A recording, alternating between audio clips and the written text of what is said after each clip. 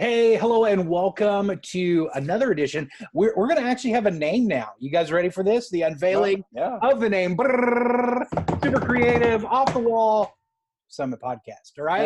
Yeah. Well, nobody saw it coming, right? Yeah. From No. left field, it was almost like we took the name of our church and then added what we're doing here. It's revolutionary. It's like Mhm. mind blowing. Apple's already calling, wanting to know if we will help name their next, product line. You better get Uh, it trademarked.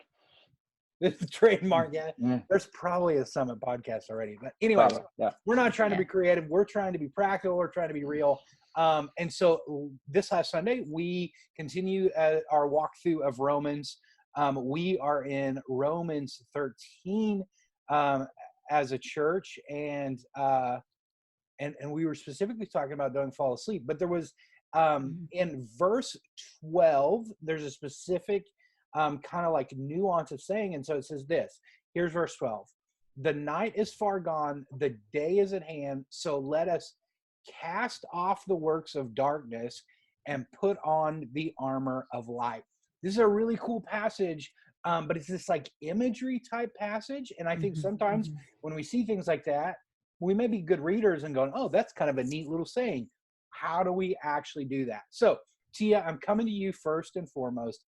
Tell us, what are some of the things, the richness of this text that we can draw out when thinking about setting aside the deeds of darkness and putting on the armor of light? What do you think? Yeah, so I think there is such a beautiful contrast between not just the dark and the light, but also the taking off, the setting aside, and the putting on. And I think really practically speaking, and even psychologically speaking, just how our brains function and how they work. If we are trying to stop a behavior, like trying to quit whatever it may be, like social media so much, or smoking, or like any behavior that we want to stop, it's not just stopping that behavior. We have to then replace it with something positive that's going to help us continue to grow. Otherwise, we just default back to that same behavior. So there has to be something that we're replacing it with. And so I think, even just practically speaking, I took off Facebook and Instagram off my phone. I took those apps off because I felt like they're a huge distraction for me and taking my mind to a place that wasn't healthy. And so I removed those, and rather than spending time there, I would then open up my Bible app. So it's trying to, those are just, that's a really simple example, but trying to get to that place where you're like, okay, I'm going to stop doing this, but what am I going to do instead that's going to help me get to that healthy place that Paul is talking about, and clothing ourselves in that kindness and humility and patience and all of those good things. I love it. It's good. Nathan, what do you think, man? Where do you go with this text? I think when you're thinking about taking something off, putting something back on, I think a lot about some of the work I do with men's ministry and some of the struggles that men have. What we've learned, or what I've learned over the last few months and years, is that there's this, you can't white knuckle it. I mean, you can't just try to overcome something by just trying harder. A lot of times when you do that, you're just stuck in this rut. And so learning to you have to, like Tia was saying, you have to replace it with something good. And so what we've learned is the brain is this, not to get too technical, but there's this limbic system in your brain, which is kind of your default setting. And there are lies that the enemy goes into and goes into that, and you begin to believe these lies that he's telling you. And so all these lies, you have to replace that with the truth of God. And so I think that's a vital key, is learning to hear the promises of God over the lies of the enemy. Help me to deal with those things in my life. It's so good. Yeah, immediately as I think about this, I start thinking of the other things that we've studied through the book of Romans. And I always come back to this understanding of transforming our heart and our mind, right? That it's like, it's this internal work that God does in our heart and mind when we transform those, and we're no longer continuing to dress ourselves in these dark deeds, right? But from the inside, God's changing our heart and our mind. And then we're able to take the things of God as well as like external armor of fighting, the things of the world and the temptations. I love the practical example that you gave there, Tia, of, seeing Facebook or whatever as a distraction, but then, trying to replace it with something good.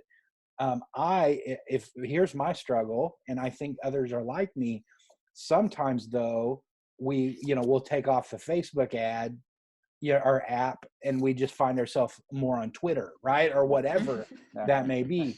So give me some great example of some practical things that you can do to spend more time with the Lord, or in creative ways, or what are some things that you guys do to replace that time with more of Christ, right? That we find ourselves with him. So what are some examples that maybe you guys do?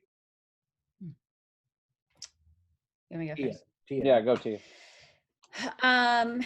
Yeah, so I think I actually got to a place where I probably wasn't spending as much time with the Lord as I would have want to, and I really had to ask myself, like, where is that desire, and beginning to kind of question that and get to the bottom of that.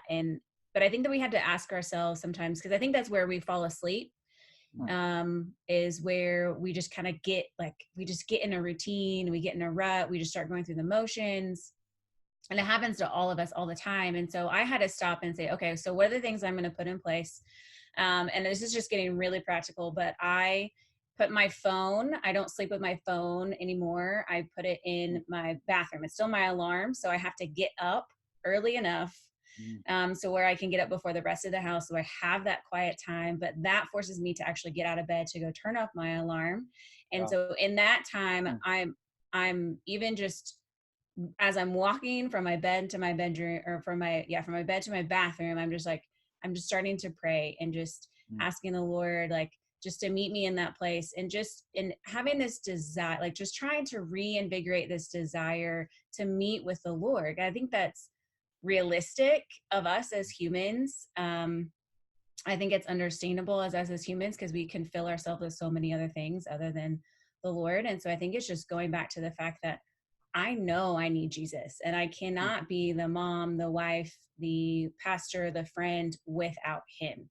And so kind of just resetting, as we're talking about, resetting my mind to know that I need Jesus, and I need this time with him. And so just, that's just kind of an insight into what my morning looks like. But yeah. Love it. Nathan, give me a quick one.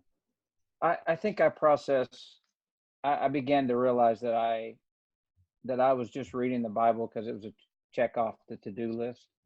And I actually, it sounds like a bad idea, but I actually said, okay, I'm not going to go to the Bible. I'm not going to read it if I don't want to be there.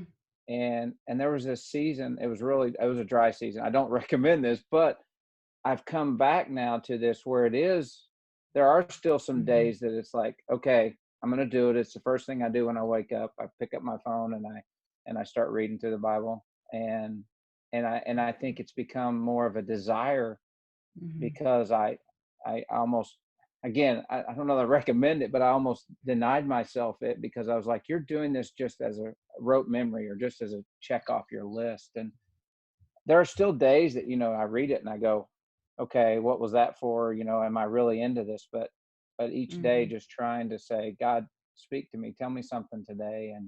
And it's become really a sweet time for me, because now it's coming from a desire of my heart. That's so good. Well, hey, we hope that this was a help for you. Our encouragement, no matter what you're walking through, struggle, temptation, any of those kind of things, may you take those off today, but may you not just take those off and find another one, but may you run towards God, his goodness, his word, and his mercy today. We love you guys. Thanks for tuning in. If you haven't checked out this Sunday's sermon, make sure to check that out, and we will see you guys next week. Bye. See ya.